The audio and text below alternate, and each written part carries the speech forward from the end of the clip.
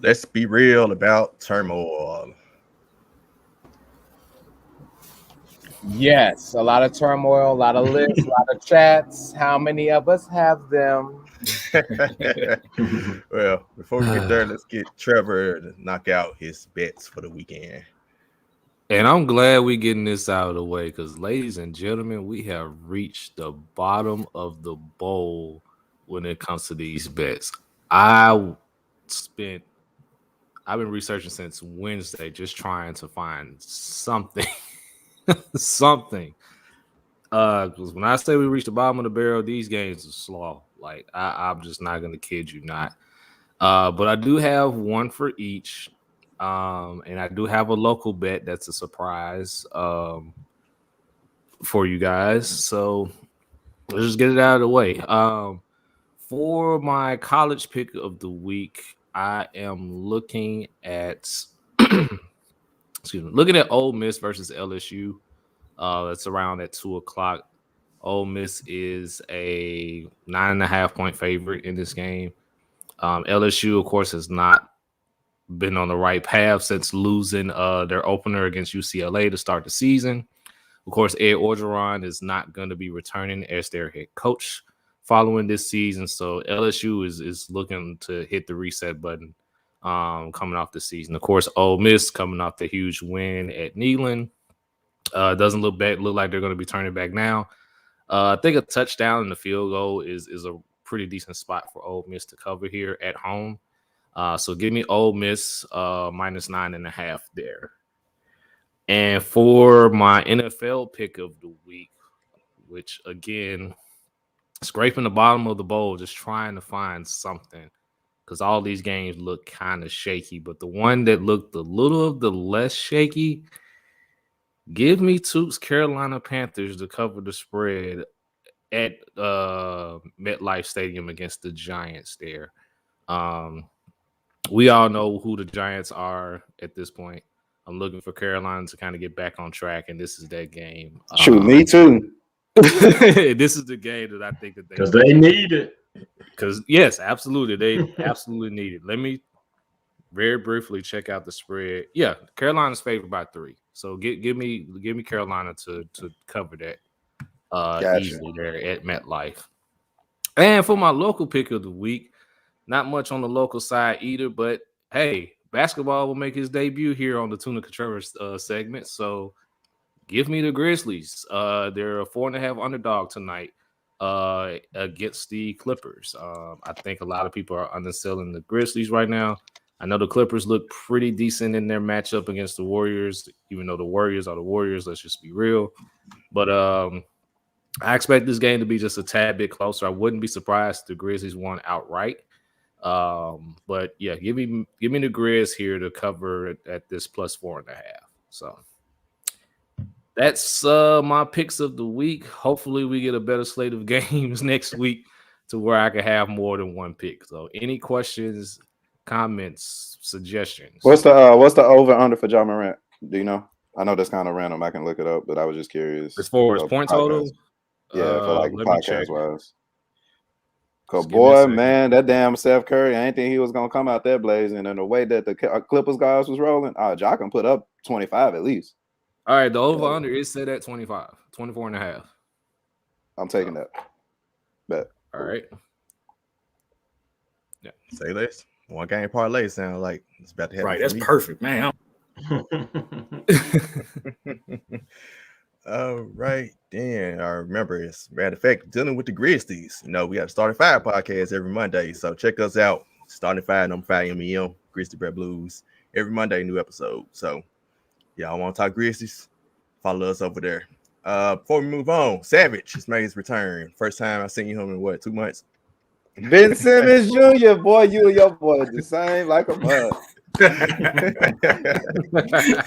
Keeping not because of back stiffness. That's what his reason is. It's not a back powder. He wasn't mentally prepared to be on the podcast.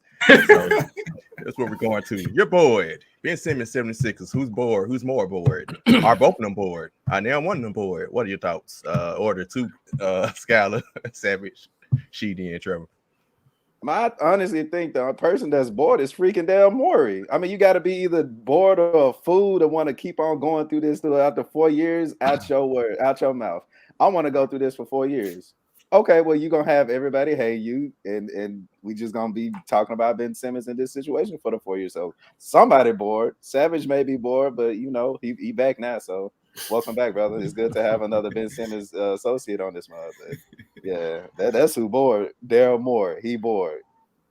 I think it's the Philadelphia 76ers that are bored. I think I'm one of those people that I feel like, you know, if you want to, you know, figure out whose side you want to be on, whether that's Ben Simmons or the Philadelphia 76ers, you can make a case for both sides. I'm one of those people that the only reason why we're in this situation, or the only reason why Ben Simmons and the Philadelphia 76ers are in this particular situation they are now, is because Ben Simmons hasn't done what he was supposed to have done. And again, I'm also one of those people that, Philadelphia, they gave him an extension for a reason. They gave him an extension thinking that, you know, that was probably going to put him at some form of ease for him to play better. And he hasn't performed, you know, to the level of part of that contract that he was given. But then also the Philadelphia 76ers, you know, led by Daryl Morey, led by Doc Rivers, the organization itself, they've also not done their part as to why this situation isn't resolved. But I think at the end of the day, I think the Philadelphia 76ers are more bored because I'm pretty sure they've had some form of a trade offer that's at least acceptable for this situation to be over with. Mm-hmm. And because I'm pretty sure at some point Daryl Morey got greedy, the Philadelphia 76ers overvalue what Ben Simmons, you know, what his worth is. That's the other reason why this particular situation is going forward. I call BS on what Daryl Morey said. He is not willing to let this go out for another 4 years. Because the other reason I feel that way is because he won't be there for another 4 years. I promise you, he will not be there in the next 4 years. I give him another year at max, because what he has done with the team, like what the Philadelphia Sixers look like now versus what they did when he got there, it's actually much worse. So a lot of this is on him too, but I think it's the 76ers for them not valuing what Ben Simmons is worth and have moved on him at this particular point. But look, if that deal for Buddy Hield and De'Aaron Fox was on the table and they didn't pull that, Sixers fans need to be calling for Daryl Morey head right now. And to your point, Lito, what you just said, he had an MVP with James Harden. They didn't know how much he was worth. So how much you think he figures Ben Simmons is worth? So yeah, y'all know where I stand, man. It's the organization. This organization been in a dumpster fire for a very long time, even dating back to Sam Hinkie being the GM with Trust the Process. It's the same organization that drafted like 3 centers. Who they have? Jahlil Okafor, Embiid, Nerlens Noel, and then have Ben Simmons, then Markelle Fultz. Like, come on, this is an organization. This is an inept organization, y'all. It's been that way for a very long time, and I don't think Ben thinks like this, but I think I would hope he's like, look, there's too much stuff going on here. I'm just gonna get out. I'm gonna get out quietly as I can. I'm not gonna bother anybody. Trade me. I don't care where you trade me. Just trade me somewhere. And Philly is being stubborn. You know, Daryl Morey, that's Toot's guy, but Daryl Morey is being chill. he's being like a stupid GM right now, and this is the same thing that happened in Houston, and we saw what happened in Houston's wake when Daryl Morey would not act right with James Harden. There was a lot of BS going on. So yeah, I'm gonna blame the organization, and I feel like you're gonna see bits and pieces of that kind of unfold this season. Yeah, so the question is about, whether or not who's bored. So I'm definitely going to give it to the Philadelphia 76ers. In 2019, you signed him to a 5-year contract. And that contract has, gentlemen, no player option and no team option. So he's locked in with them to Tuke's point, the remainder of this contract.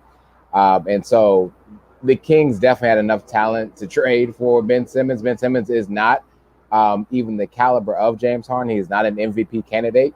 And so I know you're looking for a trade value of the same sort of someone that's a transcendental talent, so to speak. Guess what? You're not going to get it for Ben Simmons. It's just not going to happen. And that's unfortunate. And that blame, a lot of it goes to Ben.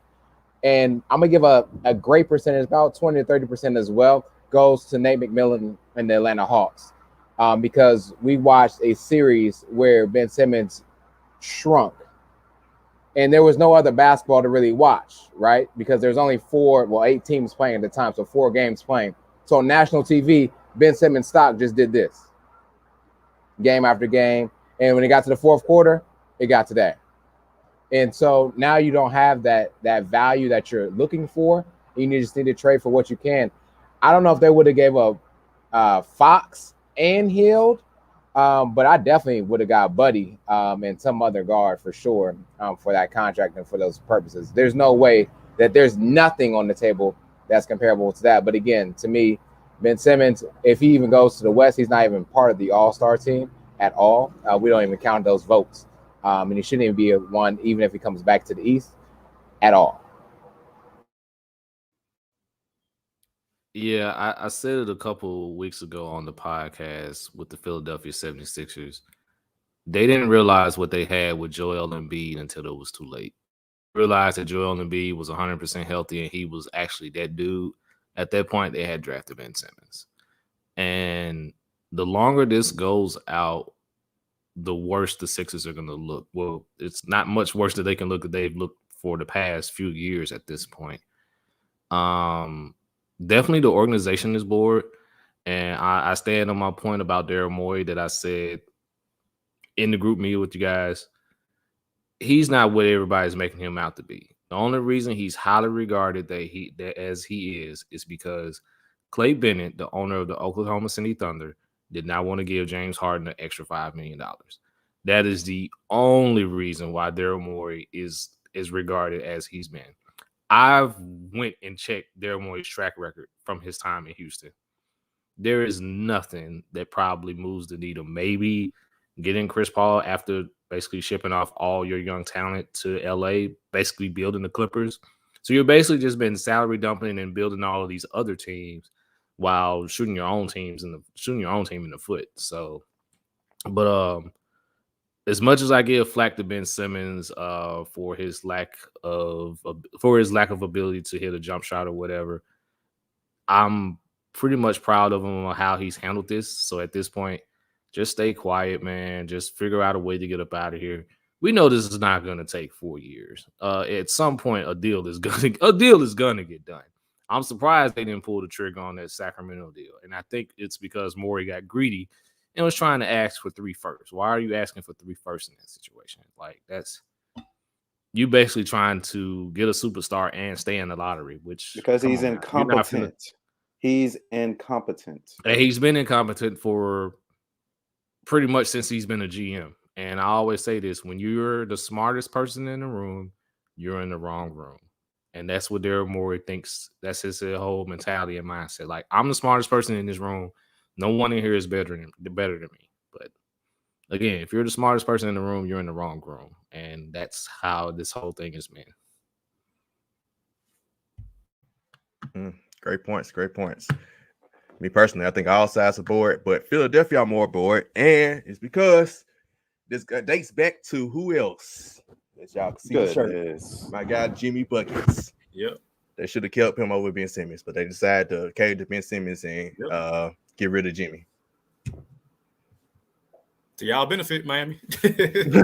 No, right? Miami's benefit. Miami went to the finals. They are forced to make another run. I think Mitch was saying years ago, like, trade one or the other, either Embiid or trade Simmons. We were like, yeah, you got to pick one. They made their mind up, though, and picked Ben Simmons. I was like, free Joel Embiid because y'all don't deserve it. But speaking of Joel Embiid, how bored y'all think he was to rate that great speech that he gave yesterday after they lost? That's the one point I wanted to add to that, because again, when you're bored, you do things that you probably normally wouldn't do or shouldn't do. And the Philadelphia 76ers are pressing all the wrong buttons in this situation. Like, just stop answering any and all questions and just pay him to go home. Yes. This should be done. Like if he clearly has expressed to you that he does not want to be there. Joel Embiid and Doc Rivers have both publicly come out and said that they aren't the biggest fans of him. They don't want to babysit him, or they don't think he's the point guard that they think that he thinks that they should be, or he should be. Pay the man to go home. And then when you go up there to the podium, whatever, to answer questions about that, I'm not answering questions about it. But because they're bored, clearly they win this particular argument. They look desperate by having Joel Embiid go out there and say exactly what he said 2 days ago, after coming out the week before and saying that we aren't here to babysit him. But why Joel Embiid, they're brothers now? So why wouldn't they ask their brother to go? Let the fans know that they got. That's all a ploy, bro. That's crazy. What's crazy about all this, y'all, is the fact that if it's the other way around, like, so John Wall, for example, last year, they told John Wall, go home. Like, don't even come back. When the team wants to do it, it's fine. When the player wants to do it, it's a problem. That's why I don't like about the situation. I'm like, Ben, he not doing Terrell Owens. He not even doing Carson Wentz. He just like, look, I don't want to be here. Can y'all please trade me? Simple as that. Like, all right, bet, go home. We'll figure something out. We'll get something for you. If you don't want to be here, let's get something for you anyway. And just figure it out. Like, I don't get this stupid. It's inept. It's still messed up at the moment. It's like, go in and do his drill. Nah. Yeah,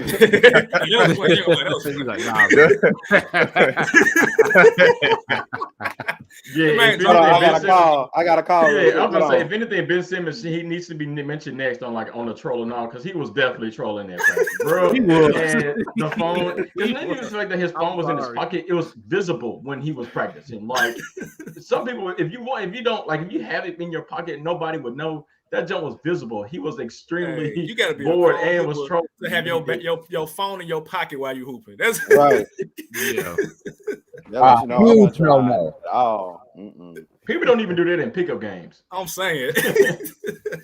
Not even when you play at 21, your phone is in your pocket. Crazy.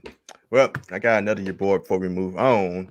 It was a comment from last week in our podcast show last week. Mr.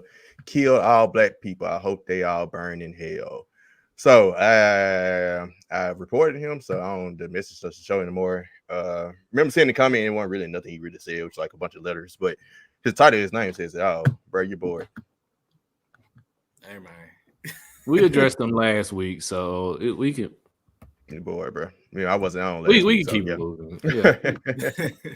There you go. I have a new rule for myself, man. I'm gonna pin this tweet. I'm not responding to tweets or messages that I just don't need to expend my energy on. I'm just not doing that anymore. Like, I'm not doing that. So basically, your stance on DeAndre Ayton? I got time for DeAndre Ayton. After seeing Miles Turner put up 40 points, 10 rebounds, 5 threes. I'll pay for that if I pay for DeAndre Ayton. But I'm not responding to anybody that comes in my mention. You don't have a profile picture. Exactly. That's me, Savage. I don't know why you do it, man. Yeah. Sometimes I'll be bored, man. If your Twitter handle has numbers in it, more than 2 numbers, Hey, if it's just a few letters and a few numbers and no profile pic, no. Come on now. Remember they used to do the egg for the profile pic? Yeah. Classic oh, jeez. If you got an egg, don't talk to me. All right. Let's keep me on the basketball court with the NBA top 75. Yes, sir. Yes, sir. So, okay, cool. You pulled it up because I definitely didn't want to read 75 names, but we really got to talk about this. I mean, yeah, we got to, bro. We're a sports podcast. I know. Just sorry, Trevor. I'm sorry, Trevor. Outside of when we trolling and talking about food, but that's neither here and there. But again, a subjective list came out. The NBA's top 75. It has many basketball fans in an uproar. Of course, if you're watching on your platform, you can see the screen. If not, go Google the team. I wanted to ask you guys, what name were you most happy about to see on this list? And of course, what name are you most disappointed with? And I'll go ahead and start off. I was most happy to see Allen Iverson.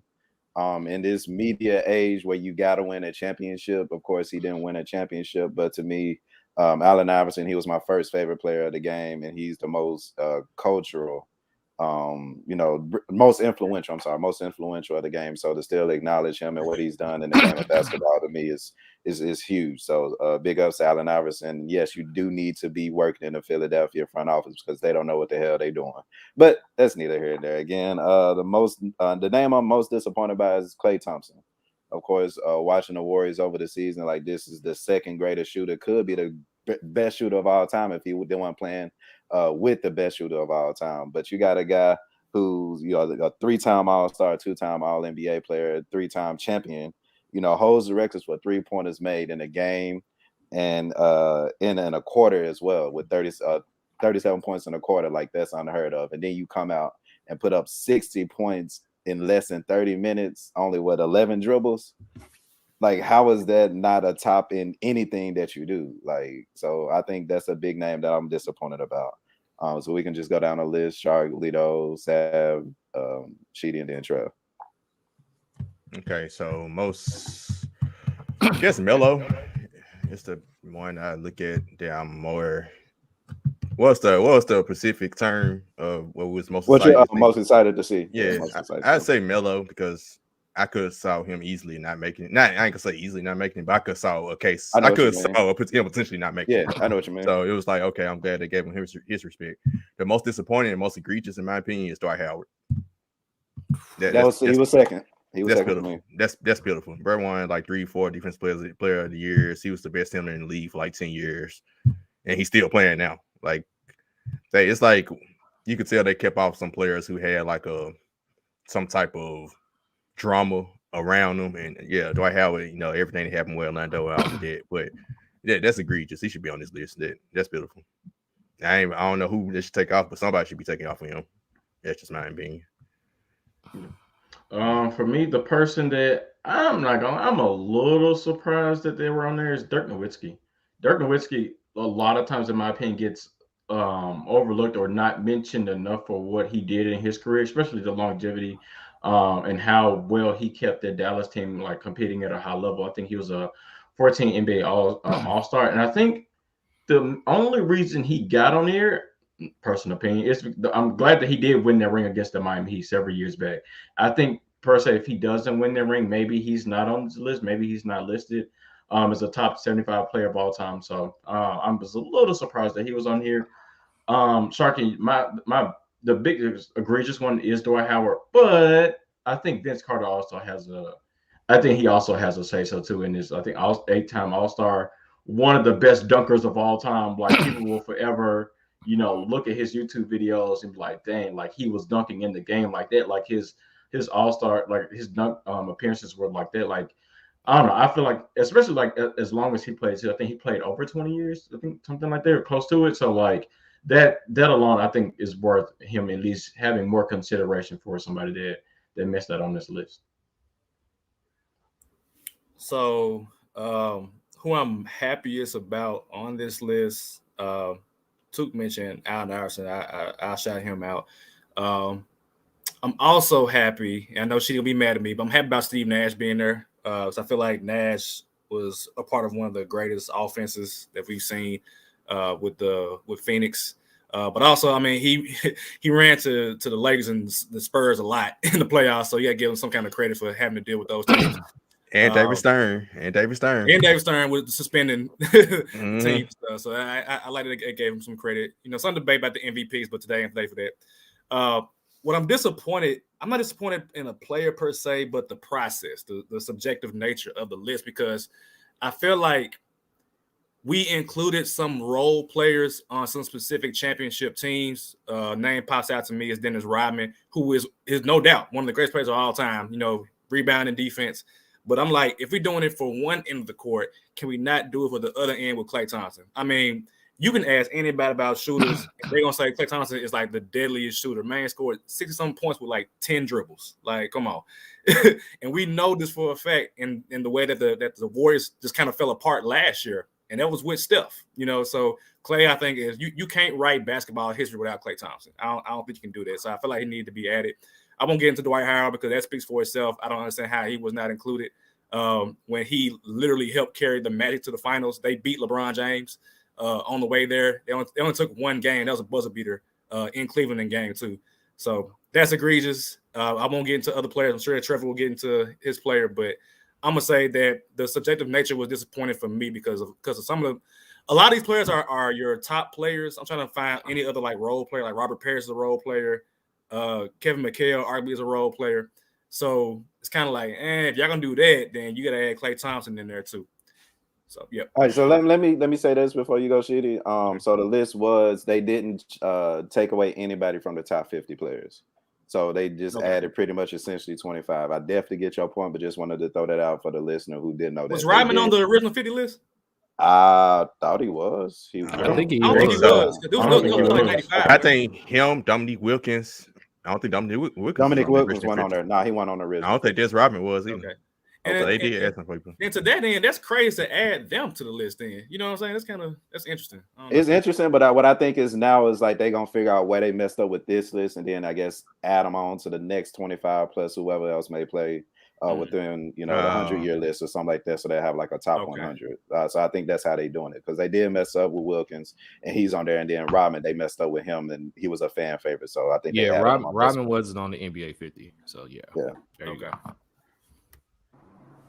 Yeah, so Savage, thank you so much for coming back to the show this week because you just gave me the perfect segue for players that I think got snubbed. You mentioned Robert Parrish, and the one thing we know about Robert Parrish, besides that he played for the Celtics, we said he played a longevity for seasons, right? He played something like 20-plus seasons. There's another player that played 20-plus seasons that got snubbed off this list that to us was better and more talented than Robert Parrish, and that's Vincent Carter. Vince Carter was one game away from being in the Eastern Conference Finals against those Lakers and, beating the Allen Iverson and the 76ers. Vince Carter also transcended his talent. He wasn't just a dunker. He became a three-point shooter. Like his talent, I wouldn't say evolved, he just transcended his talent to something else to make him more productive and just as productive as he was in the beginning of his seasons as he was towards the latter part of his seasons. So to me, the biggest snub, you got the Dwight Howard, Vince Carter. I know we'll talk about Tracy, his cousin as well. But Vince Carter, I'm not really mad at Steve Nash making this list. Honestly, Savage, I think it's needed and doable. The person that I am most excited about on this list that I do not talk enough about, and we never talk enough about, is the doctor himself, Julius Erving. Julius Erving, when you look back at what he did with the true 76ers team back in the day, he carried them in the East against Robert Parrish and those Celtics with Kevin McHale and Larry Bird. He whooped up on the Lakers as well on his way to getting his only ring that he was able to get. But also every year he was in, whether it's the ABA or the NBA, he was in the playoffs. There's no discussion about that. And let me just read you this quick stat about him real quick and I'll pass it on. He's one of 7 players to record 1,300 steals and 1,300 block shots. Only other players on there are Kevin Garnett, Bobby Jones, I'm not talking the gospel, Hakeem Olajuwon, David Robinson, Big Clifford Robertson, and Ben Wallace. So Dr. Julius Erving, who doesn't get enough credit for what he's done, definitely deserves to be on this list and should never be erased off any list moving forward. I'm gonna try my hardest not to get emotional here, so y'all just gonna have to bear with me. I got your back, bro. I got your back. But one of the guys that I am excited about to see on this list, and I'm surprised that he even took this long because he should have been on the NBA 50, and that's Dominique Wilkins. Dominique Wilkins, of course, one of the most prolific scorers in the game, practically ever. Probably the reason the 6 of us even know about the Atlanta Hawks franchise. I mean, let's just be honest. Who remembers? Who was his teammate and who was a superstar? Dominique Wilkins. Thank you. Back to my point. Because nobody remembers Pistol Pete when he was playing there. Nobody remembers Bob Pettit when he was playing there.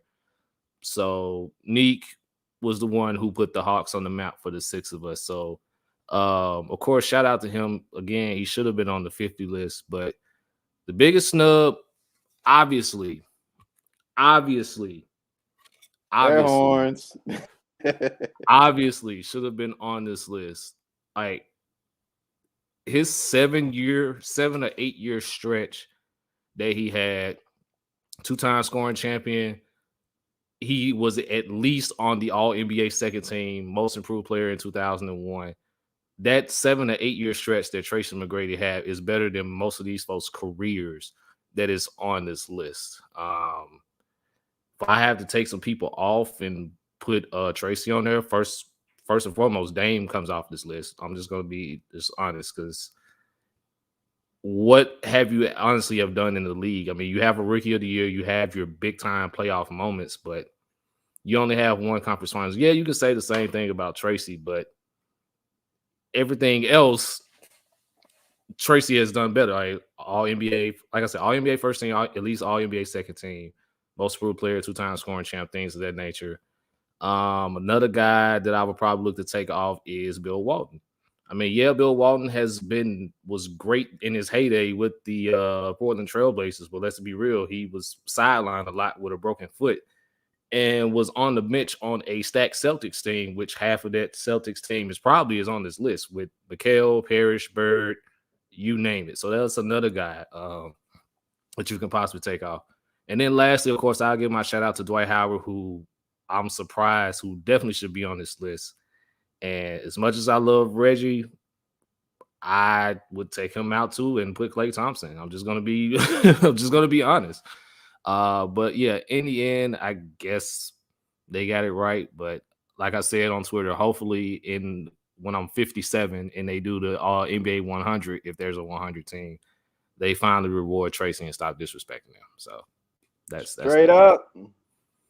But I think the other thing that they need to do too is, I think either Tuca or Trevor said this, but they have 50 players on here who were part of the top 50, and they stayed on this list. And I don't think that's fair. I don't think that's fair to those that come behind them, because then, like, at the end of the day, I'm not gonna call out anybody, but there's people on whose list you like, who was that? They played when? They played with who? And I get that you have to respect the greats that came before you, but at the end of the day, I'm pretty sure that there are some people on this list that didn't play with the competitiveness that came with everybody else that's on this list. Like who did Bill Sargent play against? Like, who did, like, there are some people like, who did they play against? Like, that's the thing. I think they just need to, when they go back and do that list, they need to put all playing cards on the table and say, okay, let's play fair. Is such and such, worthy of being on this list? Granted, they were on the top 50, but are they really worth being in the top 100 now that we've had this amount of players that's come back behind them? I think they need to be fair when they do that. I really hope they do that for the top 100. Like, if you were able to be acknowledged for the top 50 years for the NBA, let's say like somebody like, who is it? The Dolph Shays. Like, bro, come on, man. Your jump shot slower than Kyle Anderson. Making no shots, bro. He was making them. Yeah, he was making them though. If it was young Dolph, I wouldn't have an issue with it. That's what I got to say. But no, man. Okay, we can end the show. Like, guys like him, like, he should not be in the top 100. And I get, like, giving respect to the people that came before our time, but damn it, he was before BC, damn it, or something like that.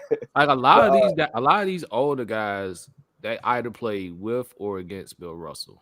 Let's just be honest. So at a league that was dominated by him and Wilt for the most part, they were either teammates of theirs or opponents. So let's just be real. Who is Dave Bean? I don't think I know about Bean gets the internet search thing. Right. He probably started it. He probably started it. I've heard Dave Bean. I'm trying to look him up real quick. I think I heard of him.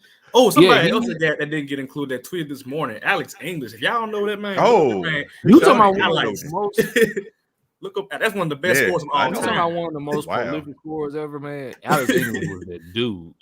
Bro, put up 25 a game in the NBA is hard. It's hard.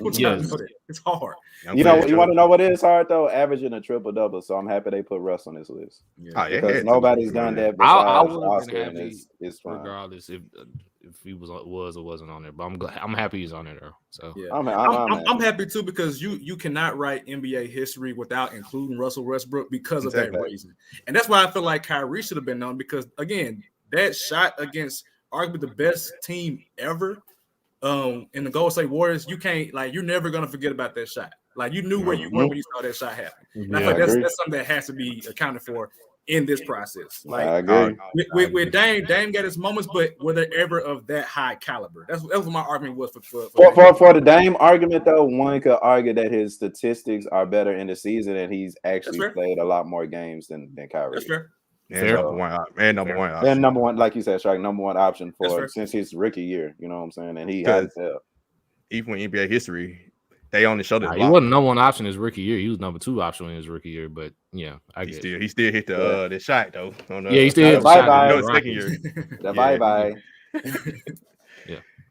But yeah, I wish we can write history. Apparently, ESPN just showed the LeBron block, and they showed Cleveland winning the championship after that. They don't never show Kyrie shot.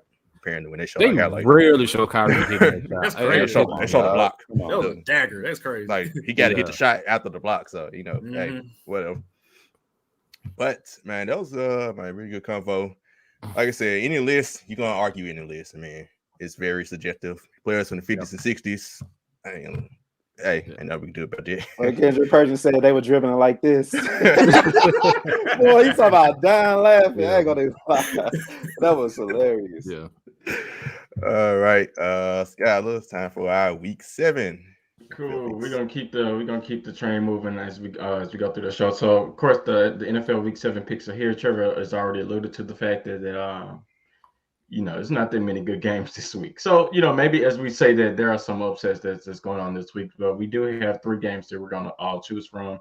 So the first game that we're gonna choose from is the Kansas City Chiefs, who have offensively played to the level that we all thought that they could play, but defensively, man, they are looking preschoolish if I can be nice about it.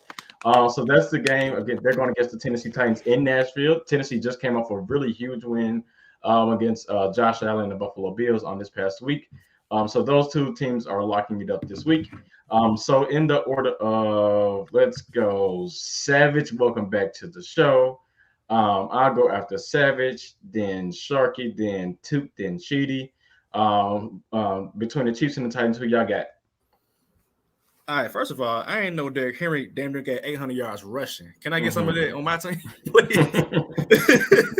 I think. Whoa! You're not gonna go past that comment. Yeah, which team? Who is your team? Yeah, which team? Which team? The Raiders. Like 5 Welcome back. You don't have 5 on this season. They just got rid. They just got rid of their coach. Look, we already have. We halfway the first season. Of all, let me clarify my comments. First of all, I am a fan. Information changed. Oh, okay, I am a fan of those Philadelphia Eagles. I am employed by the Las Vegas Raiders, who happen to play this week. So I got conflict of interest going on this week. But we ain't here for that. I'm gonna go with the Tennessee Titans because I feel like they have been disrespected for the entire season, some partially rightfully so. It's our fault. But I do think that this past week, the fact that Madden does not want to give Derrick Henry a 99 overall rating is disrespectful. And I feel like the Chiefs defense, I saw the Chiefs defense against the Eagles. We scored 30 points. I'd imagine Titans gonna score 40. So give me the Titans in a high scoring game.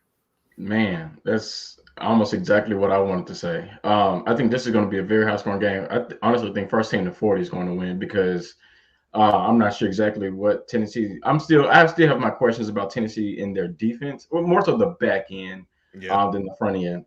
So that's not good. And Savage just already talked about the Kansas City Chiefs defense, who are giving up 30 to damn near everybody except the Washington football team. So because the Chiefs defense is bad. And I hate to do this because y'all know Patrick Mahomes is my guy. I'm going. You got a commandment, don't you? I have a commandment. That's not a commandment. No, it is not. The commandment was amended after the Super Bowl. So right. On, and it was amended after terrible ass defense. How about that? So I'm going to go with Derrick Henry and the Tennessee Titans to win in a very close one. I'm going 45-40. Damn. Wow. I mean, it could happen, but now, man. As I said, Cleveland and the Chargers did it a couple weeks ago. Yeah, I say it can happen. Well, that's Cleveland and the Chargers. But anyway, as I said last week when I went perfect and I picked the Titans to beat the Bills, it's getting cold outside, which means it's Derrick Henry season. Ain't nobody finna be trying to hit Derrick Henry, and you already got a terrible Kansas City defense that can't stop a waterfall or a nosebleed. So, give me the Titans to take this one. I'm not gonna go as high as in the 40s. I think it'll be something similar to the game against the Bills. It'll be in the 30s. I'll go along the lines of 35 to 31. It'll be close. It'll be close, but the Titans win it. Man, y'all tripping, man. We play better as underdogs, man. We don't need y'all picking us. I picked you last week, so hey. Last time we played Chiefs in the regular season at home 2 years ago, I was at the game. We beat them. Similar to the score Trevor said, 35 to 32. So I do expect around their same range. I wasn't on to explain my prediction last week, but the Titans do. We lose to the Jets. And we beat the Bills. That's what we do every season. Last year we lost to the Bengals, and we beat some other good teams. A couple years ago we lost to the Bills, and when they weren't good, then we beat beat the Cowboys on Monday Night Football and beat the Patriots. The same exact next week. I remember that. That's the win. That's how Let's Tighten Up got created based on the episode. Shout out to Savage. He said, let's tighten up for this episode. We beat the Cowboys and the Patriots back-to-back weeks when nobody expected us to win. And that's what I'm going with this week. We beat the Bills on Monday Night Football. They beat the Chiefs the following Sunday back-to-back weeks, and nobody expects us to win. That's what we do. I don't know why. We play up to our competition, and we play down to our competition. I wish we could be like the Bills and blow out the little opponents, but that's the life of a Titans fan for you. Can't all be great. Didn't we? I got a question. On that episode, didn't we all pick the Titans to beat the Cowboys on Monday Night Football? I think so. We did. Yep. I believe we did. But I picked them to beat the Patriots, and we blew them out. That was crazy. man. Well, y'all know I ain't doing too good in fantasy football in our league, but in the money league that I'm doing last week, I know, right? Hey, shut up. I'm finna come back. Watch the comeback season. Watch comeback season. But I say that to say in another league that I'm doing in the money league, I could have had the #1 record right now. I was projected to beat my opponent by 30 points last week, and damn it, Derrick Henry got on that field and put up 35 points, so I lost by 3. So, Trevor, you called it right when you said it's getting cold outside. Give Henry the ball and just let him ride. Hey, until proven otherwise, we're going to roll with Henry until proven otherwise. So, give me the Titans. Yeah. Bills beat the Chiefs. Titans beat the Bills. Titans play Chiefs. Titans beat Chiefs. Simple math. Derrick Henry might have 180 of them things come tomorrow, but I don't see this being any more than a tighten up. 6-0. That's a clean sweep, Cap. Well, that means he should break the rushing. He should break the rushing record tomorrow. Somebody can break this. He should break the single game rushing record tomorrow. What's the record? I don't know, like 300 something or 280 something. And then who had it? Adrian Peterson or Eric Dixon? Somebody got it. Probably AP. So we all picked the Titans. We gonna stay with that? Everybody staying with their picks? Yeah, because I mean, ESPN gonna pick against them, so we all right. All right. We'll move on to where things are. Adrian Peterson. My bad. Adrian Peterson, 296. Sheesh. Yeah. And 3 touchdowns against the Chargers in 2007. Hey, AP was different, man. I don't know what y'all saying. Before I move on, I don't care who your defensive coordinator could have been at the time. Fired. You don't do no press conference. You just leave your stuff at your desk. You gone. You leave your socks and your shoes right on the sideline too. You don't take none of my stuff with you. 296, one player on the ground. 296 on the air. You can, but 296 on the ground, bro. It's a wrap. Also, a point I forgot to make, Skyler, when you mentioned our secondary, we got a lot of injuries. So our best corner out. Ricky just got put out, so we jerking it back there. But we finally got I'm about to curse. We finally got a doggone defensive line. God, dog. When I tell you, it feels good to actually get pressure on the quarterback for once, man. God, Brooke came with the shout out to Bud. Oh, that was funny. Okay, so we'll move along where things have gotten a little bit interesting in the AFC North, and I'm not talking Baltimore, Pittsburgh. I'm not talking, Baltimore and Cleveland. I'll say that shit for another day. But the Cincinnati Bengals have performed well. Joe Burrow has looked everything of a #1 pick. Jamar Chase has done really well as a number one receiver for them. So those two teams face off to I guess to take the lead in the AFC North. So Baltimore is taking on Cincinnati. Who do you have winning? I saw Baltimore last week. That's all I need to see. So give me the Baltimore Ravens. I'm sorry, Cincinnati, y'all too young. Them dudes in Baltimore, they look like Lamar Jackson, y'all. He is completing passes. Like, it's scary. Like, I think he would get better with accuracy, but whatever they're doing in Baltimore, I don't know if it's that Omar music before the game, but hey, Lamar coming. Omar coming. Lamar's coming. So give me the Baltimore Ravens. I like it. I'll put that on a t-shirt. I like it. There's a t-shirt. Hey, hold on real quick. Let me make a t-shirt. Hold on. Come on, I'm going to go with Baltimore as well. I gave Lamar Jackson his props at the beginning of the season, saying he was definitely a top 10 quarterback. But what I did say at the beginning of the season was the fact that Baltimore's defense was not going to be good. Information has changed, and I again went away from one of those things that when somebody shows you who they are. To your credit, before last week, last week, their defense had looked good. I was still, but to put on the performance that they did against Herbert at that particular time with that offense rolling at that time, that's worthy of an apology on my end. So there's an apology to the Baltimore Ravens. There you go, Sheedy. There's an apology to the Baltimore Ravens and their ability to play defense when they need to. And I think how long as they've done it, I think that's top 10 worthy no matter what year it is. So I'm still going to go with Baltimore. As good as Cincinnati has looked, that's offensively. Defensively, they've made some improvements, but not enough improvements to even stop or even think about stopping Lamar Jackson. So I'm going to go Baltimore in this one. Welcome to the AFC North, where teams that are supposed to handle business don't usually handle business, and other teams and they're just find a way to win when they have that AFC North type of juice. And that juice falls on the Baltimore Ravens because for most of part of the season, they just found a way to win games and they've looked great. I will be the one, to Skyler's point when he was talking about the Ravens defense, I will be the one to apologize to Lamar Jackson. And I am happy to apologize to Lamar Jackson because bruh's looking like a top 5 quarterback this year. And I couldn't be much, much happier. The comeback against the Chiefs, the comeback against the Colts is all I needed to see. Cincinnati they made the improvements they made on offense, but it's not moving the needle too much. They're still young. So give me Baltimore to take this game. Yeah, man, I appreciate Lamar for their comeback against the Colts. He giving us the opportunity to wrap up the division this week when we play at Indianapolis. So shout out to Lamar for that.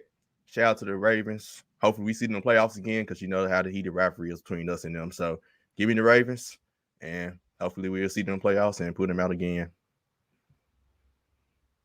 Man, Lamar Jackson is completing 67% of his passes. Like, it's been great to see. They annihilated the Chargers, who I said was a good team. Definitely they annihilated them. Like, those boys are for real. And they may have just started a streak. Of course, any given Sunday, anything can happen. But their next game is against the Bengals, Vikings, Dolphins, Bears, and then they come back against the Browns. They can really go streaking, y'all, if they continue to play hard. So I'm gonna say the streak will continue against the Bengals. I love to hear those flowers given to the Ravens. Thank y'all. I also said at the beginning of the season that before the season began, I said that the Bengals are going to be a team that is going to force something to happen crazy in the AFC North. And here they are, 3-1, right? Or 4-1, 4-2. 4-2 right now. But I think the Ravens are going to oversee them. And I think I'm calling the Bengals to win this game. I'm not saying as if like the Bengals are going to go streaking. I think that the Ravens need to lose a game before they streak again. And so with that being said, I think the Bengals can do it. I have faith in Joe Burrow. I have more faith in Jamar Chase, if you ask me. And I just think that to the point that we've made before, like trap games that are kind of like overseen, I think the Bengals can pull it out. And plus, if I keep voting with y'all about the same dang on games, I ain't gonna move nowhere. So give me the Bengals. Who they? I'm from Ohio. I never rep the Bengals. I never will. You got 24 hours for the Bengals. Let's do it. Hey, cheating. I said be careful. I said be careful with that, cause I did that last week and try to catch up, and the Dolphins went out there and made y'all to the Jaguars. even more leg up on me. So I'm just here so I don't get fined at this point by Skyler. Well, see, that's why I hate betting with cheating, because exactly what he said makes sense. Before a team goes on a streak, they have to lose that one game that you probably didn't expect them to lose, and that's what always has me in the whole game. So I absolutely. He has a point. I don't think they're gonna win, but that's what makes them. Look. I've seen my team go 15-1, so it's like I've seen teams go streaking. That means y'all lost the game. That means you lost the game. Like the last one damn year. Yeah, we went like 14-0, something like that, like our last game. Y'all started 10-0. Y'all started out 10-0 and lost the game and went streaking the rest of the way, I think. To the Super Bowl. Well, that's okay. It won't be this year's Panthers. It won't be this year's Panthers team. We're moving on. All right. The streak continues. Last game of the week that we're going to pick from is the Indianapolis Colts going against the San Francisco 49ers. My parents are actually at this game. So maybe I'll watch the game and see if I can catch them on a kiss cam or something. Never mind. But nonetheless, Savage, go ahead and tell us who's gonna win. I need the Colts to keep playing Carson Wentz. So give me the Colts. Give me the Colts for personal reasons. I don't care for any other reason. I need them to win this game. So Colts. That's a good point, because if we were like if we got in the division this week, they might rest it, man, so they can give y'all I need to be tight. I need to be tight, man. 3 first round picks, baby. Let's go. And that is exactly why he's rooting for like 5 different teams. So exactly the Colts. Well, I'm rooting against the Colts. Rooting against the Dolphins. Rooting against the Dolphins. The Eagles, whatever. I don't care about the Eagles. Whatever happens. Rooting for the Raiders. And yeah. Well, I work for the Raiders. I told y'all that I work for them. That's different. I work for the Bulls. He can't root for them technically. Exactly. What's the contract? And he got an internship. Is it a temp contract through Kelly Services, bro? Yeah, I told y'all this. I am at will. I can leave when I want to. I can come back when I want to. I left when we play the Chargers. I'm back again when they fire John Gruden. So sign the contract so it's real. Marky, you should mute Trevor's mic. And I'm hit send on the email. Hit send on the email. Yeah, because that was pity. I'm going to go with the San Francisco 49ers. Jimmy Garoppolo is back. That doesn't mean that much, but the Colts secondary is extremely hurt. They have people in the secondary that's on IR that won't play, whatever the case may be. And I think the 49ers defense is still respectable, at least up front, not that secondary. So I'm going to go with San Francisco to win. Yeah, give me the 49ers as well. To Skyler's point, Indianapolis is beat up in the secondary. San Francisco's defense is still pretty formidable, at least with their front 7, as he mentioned. So, yeah, give me San Fran. Man, I watched NFL Live yesterday, and I think Marcus Spears made this point. Good show, man. No, the Colts, like, they got off 2 wins, right? And Carson Wentz has played well. But who did they beat? That man's like, they beat the Dolphins and they beat the Texans. And we said that, I thought about that at that point. I was like, they show, like, what did they? They had Baltimore on the road. They did have the Ravens beat until all them injuries happened in the secondary, and they started putting out people. Dude had the most craziest name ever. I'm gonna find that John in a second and say it, but that John was hilarious. I was like, they losing the game after I saw that name. But for this game, of course, I want the Colts to lose, but I do believe the 49ers at home in San Fran. That's a tough trip to take. Jimmy G is back, and he doesn't lose much often when he does play. So I can see San Francisco. I get San Francisco to win, but I think it's going to be close. I think Carson Wentz is playing much better. He's not making the same. Well, he is making some of the same mistakes, but not as much as often. But give me the 49ers to win close one. Give me the Give me the 49ers. I don't like the fact that Trey Lance ran for 16 times last game. 16 yards for 89, 16 times for 89 yards, but San Fran ain't won a home game yet. So, I mean, I'm willing to bet that this will be their first time to win a home game. So, give me the 49ers. Hey, real quick, y'all. At what point Kyle Shanahan, I'm like, what's going on in San Francisco? I know you got a lot of injuries, but I feel like it happens every single year. Maybe it's just me. I don't know. They need a strength and conditioning coach out there. Man, exactly. Right. It's like year 4. I'm like, dude, what's going on? Yeah, I don't even think it's necessarily him. Some of it is him, but I think it's just when you don't have a quarterback in this league, you don't have a chance. And Jimmy Garoppolo, since he's gotten them, has been hurt for the most part. And then last year, I think he did well, but his defense was like hella hurt. They had a bunch of people on IR last year. Everybody's out. Offensively, they were okay, but defensively, they couldn't play a lick of defense. So and Jimmy G was out a lot of the year. He was in and out. They had Nick Mullins came in there throwing pick sixes against the Eagles. That game, that ugly game. The game that I picked, that I trolled Sash with, and I told him the Eagles were going to win. Right. Right before she to go, I found the name that I was talking about the Colts cornerback, Bo Peep Keys. Bo Peep Keys. When I saw that name, Bo Peep. That's his name. Bo Peep Keys. Bo Peep, like off of Toy Story. Bopete. That Keyes. That was his name, man. I saw that name. I said Lamar Jackson about to come back and win this game. I knew that when else I saw that. Oh, Pete, Lord have mercy. Close yourself, Sheedy. I have no words. What? No words? Me? Nope. Give me the Colts. And give me the Colts because I want a great matchup and a great next week 8 pick between the Titans and the Colts. So yeah, give me the Colts. And I like T.Y. Hilton, so I feel like he's going to do some damage against the 49ers at home. And it's called like it is. Cool. I got us on the board. Let's get it.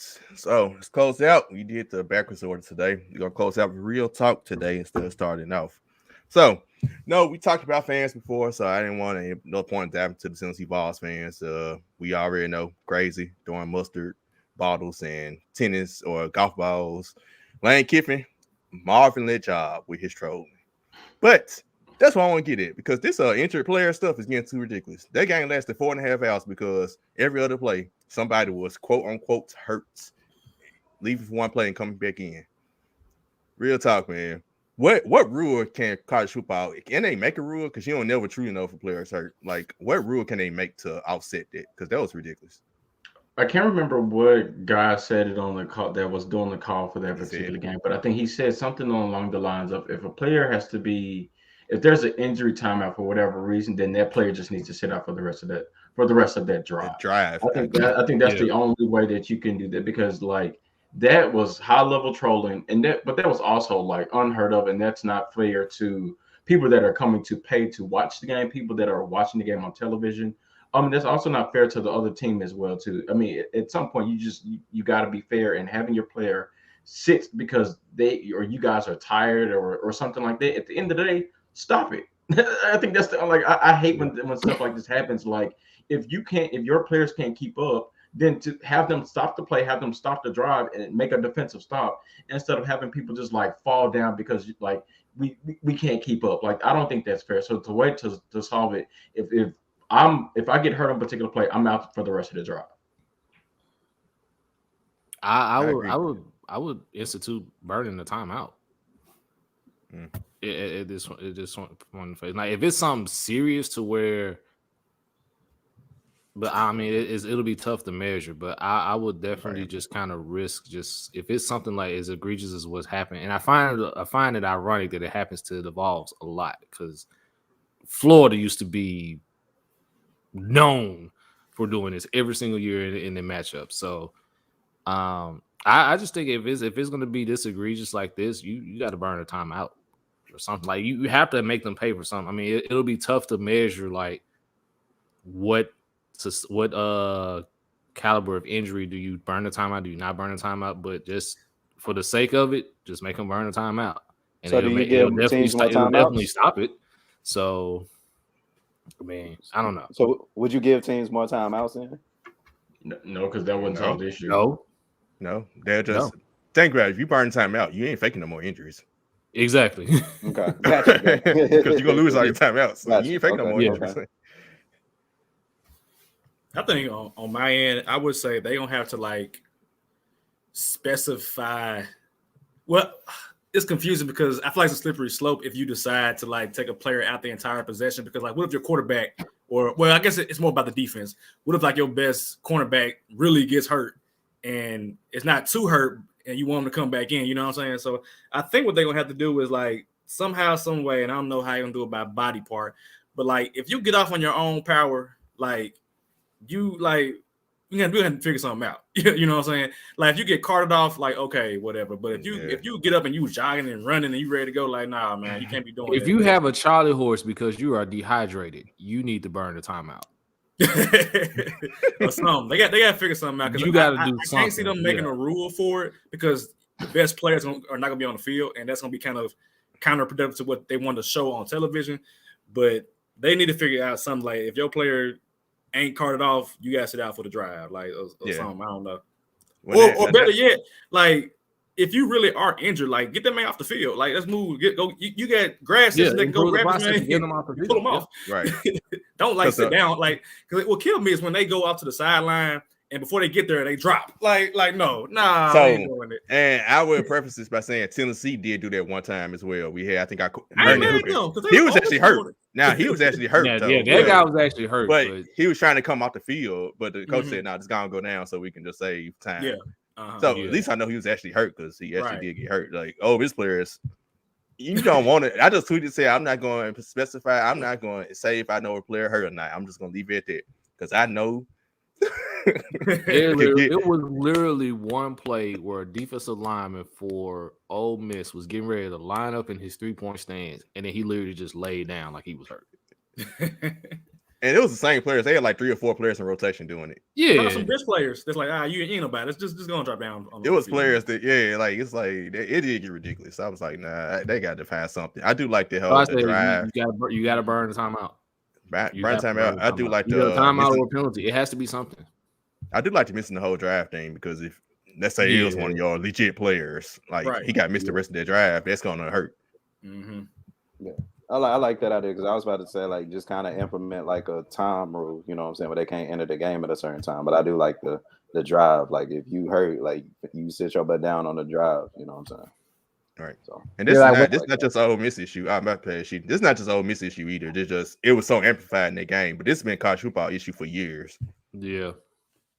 Yeah, doesn't not correct me if I'm wrong. With the NFL, it's like one is either a timeout or it's a 10-second runoff, right? With injury. Right. But you have to at least it out. I know you guys talk about a drive, but at least the next play, right? So who knows what's going on? So I think they do need to look into more like NFL type of rule for that. To you guys' point, like if you got to burn a timeout, then you know it's a pretty serious injury. But if it's not a real injury, then Jimmy John gonna get his ass up and get on the sideline like he needs to, or else he gonna get a talking to as he should from his coach and coaches about it. So, but also I understand because it's not really the players doing this. This is the coaches telling the players to do this, which is actually the real shame of all of this as well. How do you tell your players to lay down and not play a sport?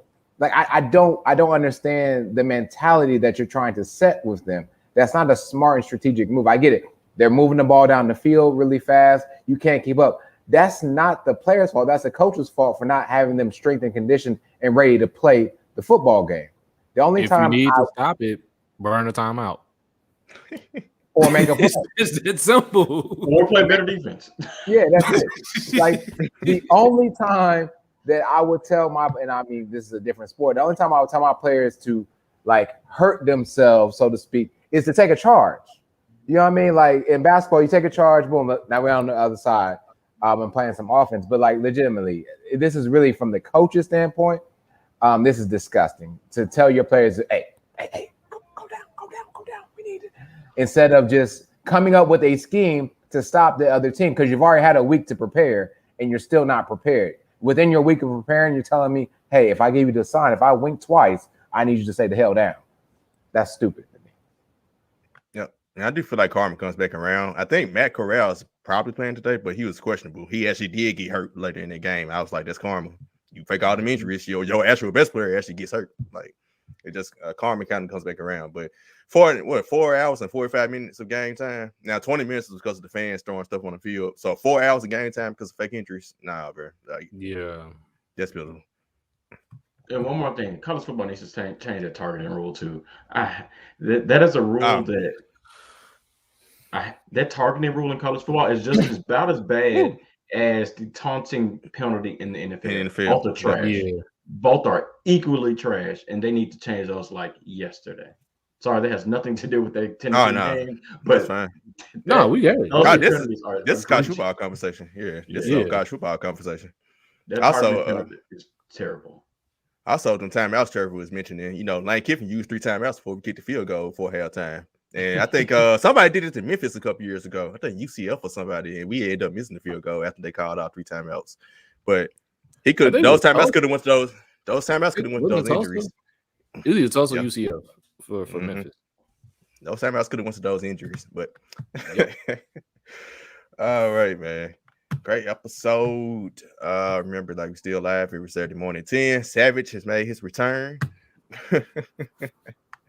Hey. I actually probably will get to record IDK on Sunday because I'll be at a hotel. I'll be without a baby. I can sleep. It's gonna be a good time. Nice. Cool. All right. Anybody got anything else? I got one more question. Do y'all think that Dwight Howard was mad at Anthony Davis last night because he made the list and not him? No. Maybe, but he should. I think that's heat of the moment during the game. I'm just curious. Phoenix is all over them. I don't think it had nothing to do with it. They can start playing defense. That's what they should have been fighting about. They both terrible. Yeah. I know Dwight Howard was a good one because if they put his hands on me, we would be jacking on the sideline. So he's a good one. Yeah, I'm definitely taking the White in a fight. Yeah, I'm kind of right. You're not finna put your hands on me like that in that match, and I'm trying to get up. I don't care who you are. We about to throw hands. Exactly. Steve A. You heard Steve A. talking about Dwight. Better be careful. You'll be out this league. I don't listen to Steve A. Man. All right, man. To this time, y'all. Peace. Yo.